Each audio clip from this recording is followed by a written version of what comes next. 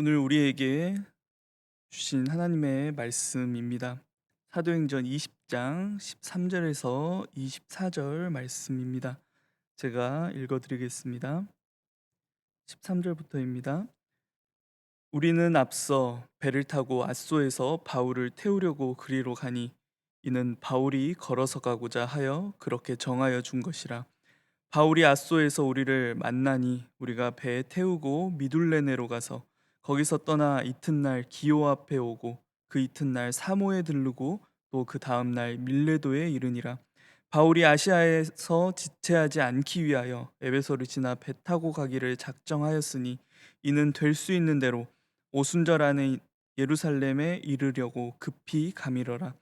바울이 밀레도에서 사람을 에베소로 보내어 교회 장로들을 청하니 오매 그들에게 말하되 아시아에 들어온 첫날부터 지금까지 내가 항상 여러분 가운데서 어떻게 행하였는지를 여러분도 아는 바니 곧 모든 겸손과 눈물이며 유대인의 간계로 말미암아 당한 시험을 참고 주를 섬긴 것과 유익한 것은 무엇이든지 공중 앞에서나 각 집에서나 거리낌이 없이 여러분에게 전하여 가르치고 유대인과 헬라인들에게 하나님께 대한 회개와 우리 주 예수 그리스도께 대한 믿음을 증언한 것이라. 보라, 이제 나는 성령에 매여 예루살렘으로 가는데 거기서 무슨 일을 당할는지 알지 못하노라. 오직 성령이 각 성에서 내게 증언하여 결박과 환난이 나를 기다린다 하시나 내가 달려갈 길과 주 예수께 받은 사명 곧 하나님의 은혜의 복음을 증언하는 일을 마치려 함에는 나의 생명조차 조금도 귀한 것으로 여기지 아니하노라. 기도하겠습니다. 우리의 소망 되시는 하나님, 오늘 하루를 말씀으로 시작하게 하심을 진심으로 감사드립니다. 오늘 허락하시는 말씀을 통하여서 이 세대 가운데 우리가 그리스도인으로서 어떻게 살아갈 것인지 하나님의 뜻을 발견할 수 있는 이 시간 될 수 있도록 주님 인도하여 주시옵소서. 예수님의 이름으로 기도드립니다. 아멘. 오랜만에 여러분들과 새벽 예배로 만나게 되었습니다. 제 계획으로는 작년까지 이 사도행전을 모두 마치고 이 사도행전을 따라 서신서를 함께 나누는 것이었는데요. 상황이 허락되지 않았습니다. 속히 여러분들과 얼굴을 마주하며 이 사도행전을 나눌 수 있게 되기를 소망합니다. 기록을 보니 사도행전 20장 바울이 유두고를 살린 사건까지 우리가 말씀을 나누었는데요. 소아시아에서 유럽까지라는 그 넓은 지역, 그리고 5년이라는 긴 시간이 걸린 이 바울의 3차 전도 여행이 이제 마지막을 향해 가고 있습니다. 여러분들, 바울이 유럽에서 아시아인 드로아로 넘어온 후에 그의 여행 가운데 변화가 생긴 것을 느끼셨는지요? 이전까지는 그가 이동하는 곳에 들려서 상당히 시간을 소비하며 그곳에서 복음을 전하고 교회들을 돌보는 일을 했는데요. 이 드로아로 넘어온 이후 이 바울의 전도 여행의 속도가 굉장히 빨라졌다라는 것입니다.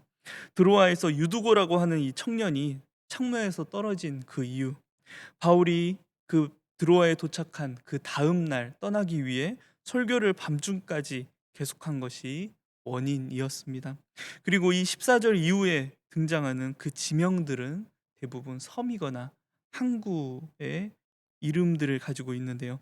시간이 오래 걸리는 육로보다 바울은 배라는 빠른 교통수단을 통해 예루살렘으로 가고자 했다라는 것입니다. 왜죠? 될 수 있는 대로 가능한 빨리 오순절이 되기 전에 예루살렘으로 가고자 한다라는 것이 20장 16절 초반에 등장하는 그 표면적인 이유입니다. 그래서 3차 전도 여행 중에 가장 큰 사건이 있었고 또 가장 오래 머물렀던 에베소를 지나 밀레도 항구로 간다라는 것입니다.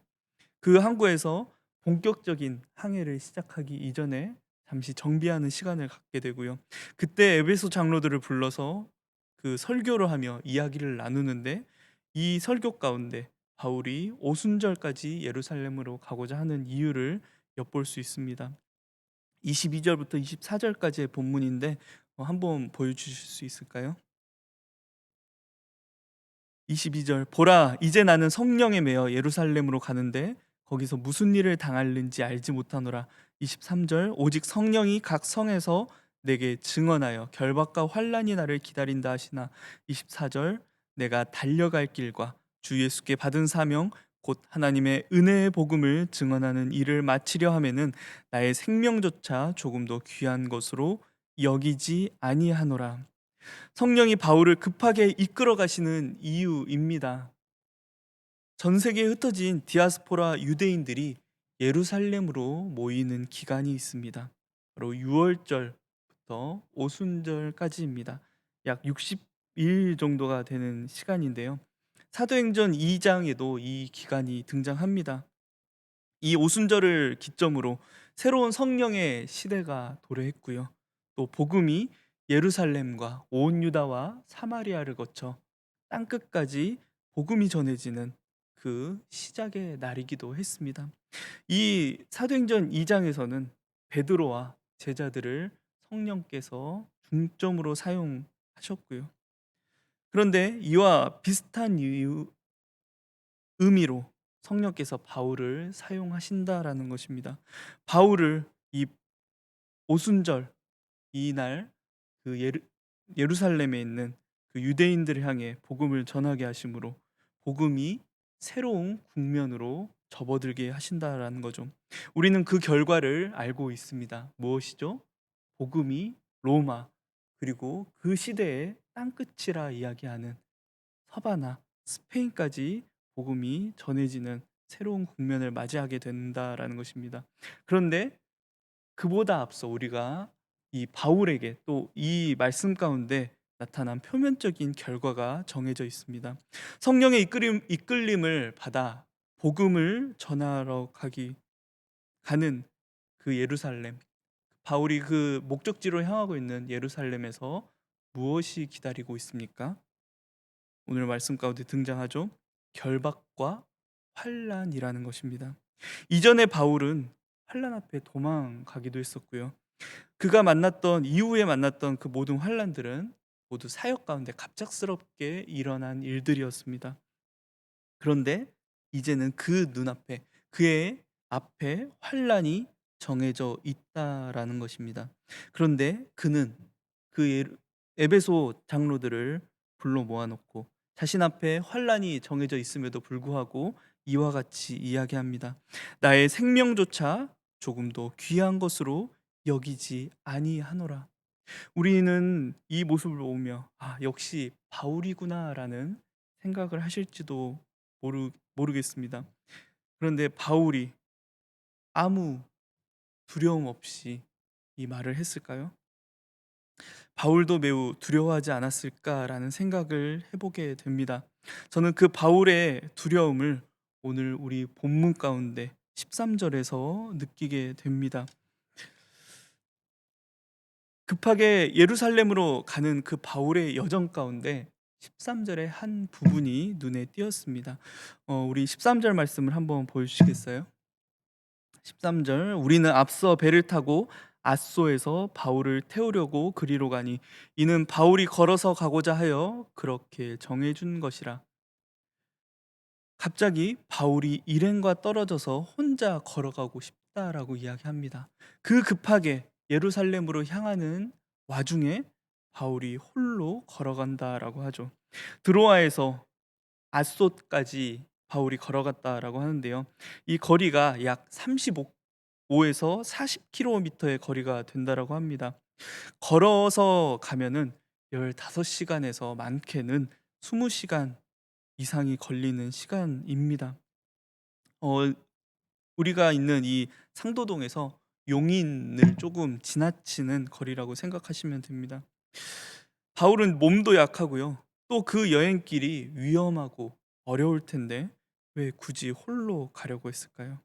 어떤 이들은 이 부분을 놓고 바울이 걸어가면서 그래도 시간을 좀 더 벌어가면서 복음을 전하기 위함이라고도 이야기하는데 제가 봤을 때 제가 이 말씀을 읽으면서 느꼈던 것은 이 시간이 어쩌면 바울에게 하나님과 대면하는 시간이었지 않을까라는 생각을 하게 됩니다.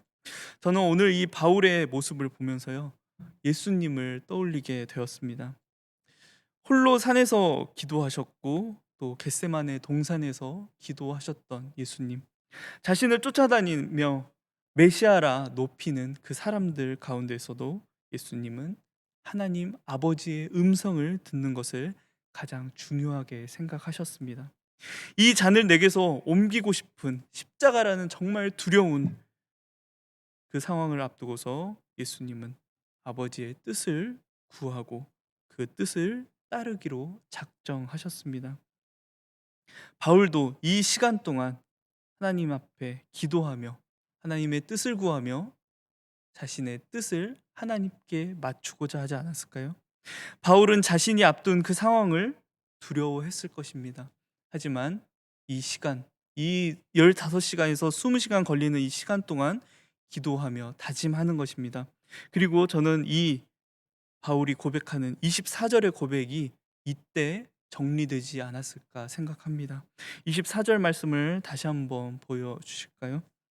내가 달려갈 길과 주 예수께 받은 사명 곧 하나님의 은혜의 복음을 증언하는 일을 마치려 함에는 나의 생명조차 조금도 귀한 것으로 여기지 아니하노라. 오늘 바울의 이 고백이 교회가 철저히 외면받는 시대를 살고 있는 우리 그리스도인들의 고백이 되었으면 좋겠습니다. 교회가 왜 외면받죠? 바울처럼 복음을 성실하게 전하기 때문입니까? 아니죠. 전하는 복음대로 우리가 살지 못해서입니다. 저는 종종 교회를 향한 댓글들을 볼 때가 있습니다. 최근 들어서 이런 댓글들이 참 많아졌습니다. 난 그리스도인이라면 무조건 내 인생 가운데 내 관계 안에서 거르겠어. 전에는 문제가 있는 교회들만 욕을 먹었다면 이제는 전체 교회가 외면받습니다. 결박과 환란이 참 성도와 또 그렇지 못한 성도를 구분하지 않고 그들 앞에 놓여 있습니다. 우리는 그 시대 앞에 두려워하지 않을 수 없죠. 저와 여러분들 지금 코로나로 인해 모이지 못하는 시간이 참 길어졌습니다. 저와 여러분들에게는 이 시간, 이 모이지 못하는 이 시간이 바울이 홀로 걸어가며 기도했던 그 시간이 되었으면 좋겠습니다. 특히 여러분들은 저보다는 더 많은 사회 공동체에 속해 계시죠. 부디 이 세상의 이야기에 흔들리지 않으셨으면 좋겠습니다. 이 세상의 이야기를 여러분들 무시하라는 것이 아니고요. 기도하시면서 기도하는 가운데에서 그 소리들 가운데 외치시는 하나님의 음성을 들으셨으면 좋겠습니다. 이를 통하여서 이 시대 속에서 내가 정말 달려가야 할 길은 무엇일까? 내가 주 예수께 받은 사명, 이 시대 속에서 내가 할 일은 무엇일까라는 것을 고민하는 저와 여러분들이 되길 바랍니다. 이를 통하여서 또 우리를 통하여서 이런 고민을 하는 우리를 통하여서 하나님께서 복음의 또 다른 또 새로운 복음의 길을 열어 주실 것을 소망합니다. 오늘 말씀 기억하시면서 우리 함께 기도하겠습니다. 하나님, 귀한 말씀 나누게 하심을 감사드립니다. 내가 달려갈 길과 주 예수께 받은 사명 곧 하나님의 은혜의 복음을 증언하는 일을 마치려 하면은 나의 생명조차 조금도 귀한 것으로 여기지 아니하노라 라는 바울의 고백이 오늘 우리의 고백이 되길 진심으로 소망합니다. 이 시대를 바라보시며 마음 아파하시는 그 하나님의 마음을 우리 마음 가운데 담는 자들 되게 하시고 주어진 사명을 다시금 깨닫고 각자의 자리에서 최선을 다해 살아갈 수 있도록 주님 붙잡아 주시옵소서. 오늘 말씀 허락하심을 감사드리며 예수님의 이름으로 기도합니다. 아멘. 주기도문으로 예배 마치겠습니다. 하늘에 계신 우리 아버지여, 이름이 거룩히 여김을 받으시오며 나라가 임하시오며 뜻이 하늘에서 이루어진 것 같이 땅에서도 이루어지이다. 오늘 우리에게 일용할 양식을 주시옵고 우리가 우리에게 죄 지은 자를 사하여 준 것 같이 우리 죄를 사하여 주시옵고 우리를 시험에 들게 하지 마시옵고 다만 악에서 구하시옵소서. 나라와 권세와 영광이 아버지께 영원히 있사옵나이다. 아멘.